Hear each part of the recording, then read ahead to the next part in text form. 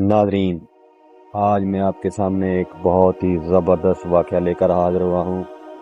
حضرت لال شہباز قلندر اور خوبصورت ہندو لڑکی کا قصہ۔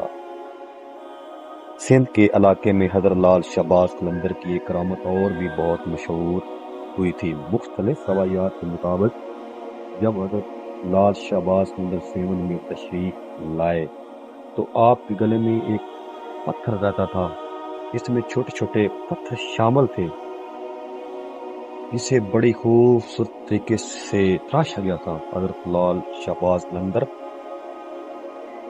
ایک خاص عادت آپ ہمیشہ راستے پر چلتے ہوئے سر جھکائے رکھتے تھے۔ آپ جس وقت مجلس میں بیٹھتے تھے گردن کو خم دے کر بیٹھتے تھے۔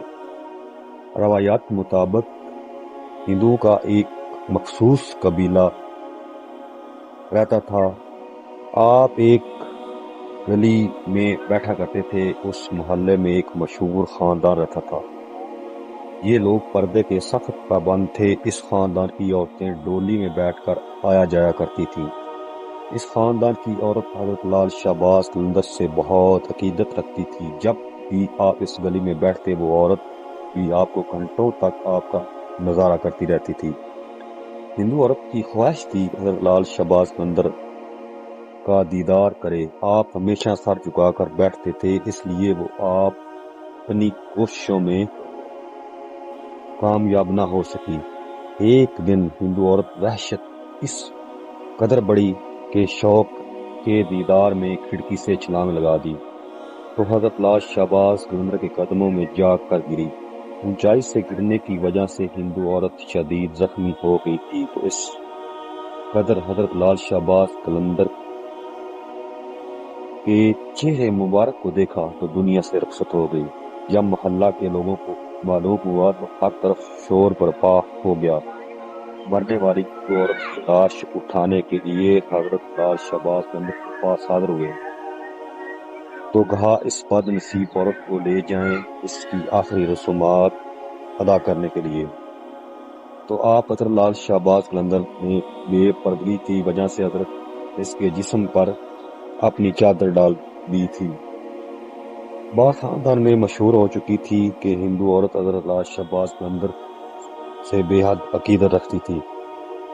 حضرت لال شہباز قلندر نے ان کی درخواست سن کر فرمایا میری اجازت کی کیا ضرورت ہے، تمہاری امانت ہے، جہاں چاہو لے جاؤ۔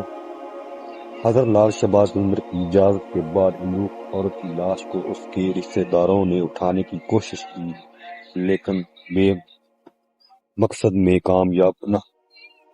ایسا معلوم ہو رہا تھا کہ جسے لاش بہت وزنی ہو چکی ہے اور عزیزوں کو بلایا گیا اور لوگوں میں لگے ایک کمزور عورت کو بھی نہ اٹھا سکے، جیسے لاش زمین سے چپک گئی ہو۔ حضرت لال شہباز نے ان لوگوں کو حیران اور پریشان دیکھ کر فرمایا پورا شہر کے ہندو بھی جمع کر لو تو یہ لاش نہیں اٹھا سکیں گے۔